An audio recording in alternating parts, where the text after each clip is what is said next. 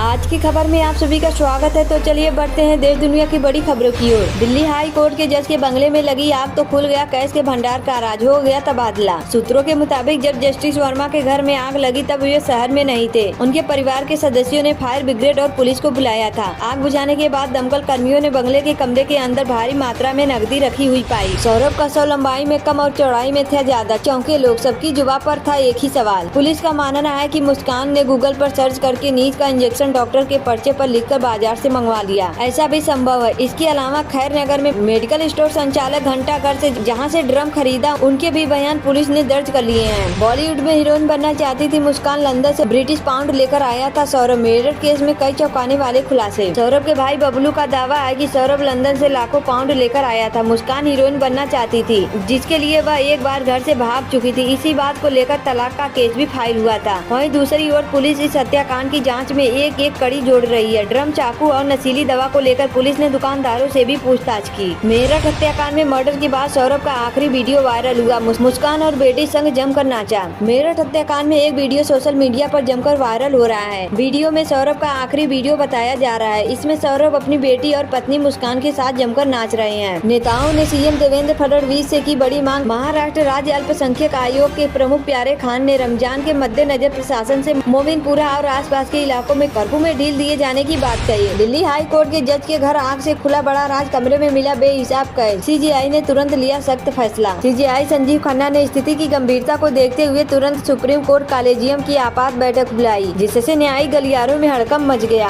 पटना से दिल्ली जा रही वंदे भारत एक्सप्रेस पर हमला, चलती ट्रेन पर बरसे पत्थर। पटना से दिल्ली जा रही वंदे भारत एक्सप्रेस पर पथराव की घटना से यात्रियों में दहशत फैल गई। इटावा में ट्रेन पर अचानक पत्थर फेंके गए, जिससे एक कोच का शीशा टूट गया। घटना के बाद रेलवे अलर्ट हो गया और आरोपियों की पहचान के लिए जांच जारी है। इजरायली हमलों से गाजा में कोहराम, 2 दिन में 436 फिलिस्तीनियों की मौत। आईडीएफ ने नॉर्थ में शुरू की नाकाबंदी। गाजा में इजरायली सेना ने कोहराम मचा रखा है। इजरायल डिफेंस फोर्सेस लगातार हवाई हमले कर रही है। इन हमलों में पिछले 2 दिनों में 436 फिलिस्तीनियों की मौत हो चुकी है, जिसमें 183 बच्चे शामिल हैं। मरने वालों में ज्यादातर महिलाएं और बच्चे ही हैं। अमृतसर में किसानों का प्रदर्शन खत्म, डीआईजी के आश्वासन पर लिया गया फैसला। प्रदर्शनकारी किसान अपने उन साथियों की रिहाई की मांग कर रहे हैं जिन्हें पुलिस ने हाल ही में गिरफ्तार किया था। इसके अलावा किसान पुलिस द्वारा उनके ट्रैक्टर और अन्य सामान को हुए नुकसान की भरपाई की मांग कर रहे हैं। प्रशासन ने किसानों को आश्वासन किया कि सरकार उनकी मांगों पर उचित विचार करेगी। पूर्वी दिल्ली में 12 मार्च को एक युवती कोमल लापता हो जाती है, जिसकी घर से 40 किलोमीटर दूर 5 दिन बाद एक नाले से लाश मिलती है। क्या बिना चर्चा के पास हो जाएगा आम बजट? भाजपा कांग्रेस ने दिए सांसदों को लोकसभा में मौजूद रहने के निर्देश। सरकार बजट को बिना विस्तृत चर्चा के पास कराने की तैयारी में है, जिसके लिए गिलोटिन का सहारा लिया जा सकता है। नए हिंदू वर्ष में चुना जाएगा भाजपा का नया राष्ट्रीय अध्यक्ष, दक्षिण में लगेगी मुहर। बेंगलुरु में भाजपा की राष्ट्रीय कार्यकारिणी की बैठक 18 से 20 अप्रैल 2025 के बीच होने की संभावना है। सीएम नीतीश कुमार ने रुकवाया राष्ट्रगान, फिर बीच में हंसने लगे। तेजस्वी बोले मानसिक रूप से स्थिर नहीं है। एक समारोह में राष्ट्रगान शुरू होते ही नीतीश कुमार ने पहले इसे रुकवाया और कहा कि वह पहले घूम कर आते हैं। पाकिस्तान की पुलिस लाठी भांजती रह गई और हॉस्पिटल से बॉडी उठा ले गए बलूची प्रदर्शनकारी। बलूचिस्तान में हुए ट्रेन हाईजैक की घटना के बाद पाकिस्तान की सेना वहां से कई कथित विद्रोहियों की बॉडी लेकर क्वेटा के एक हॉस्टल में आई थी। एलन मस्क की कंपनी एक्स मोदी सरकार के खिलाफ पहुंची कोर्ट। ये है पूरा मामला। एक्स का आरोप है कि सूचना प्रौद्योगिकी अधिनियम की धारा 79 के तहत सरकार को अनुचित और गैर कानूनी सेंसरशिप लागू करने की शक्ति देता है। पाकिस्तान की पुलिस लाठी भांजती रह गई और हॉस्पिटल से बॉडी उठा ले गए बलूची प्रदर्शनकारी। बलूचिस्तान में हुए ट्रेन हाईजैक की घटना के बाद पाकिस्तान की सेना वहाँ से कई कथित विद्रोहियों की बॉडी लेकर क्वेटा के एक हॉस्टल में आई। सौरभ की हत्या के पीछे क्या है वजह, क्या तंत्र क्रिया हुई? एसपी सिटी मेरठ ने किए कई बड़े खुलासे। एसपी सिटी मेरठ आयुष विक्रम सिंह ने बताया कि जब मुस्कान को पता चला कि सौरभ फरवरी में आ रहा है, तो उसने मुर्गा काटने के बहाने चाकू खरीदे और बेहोशी की दवाई खरीदी और हत्या को अंजाम भी दे दिया।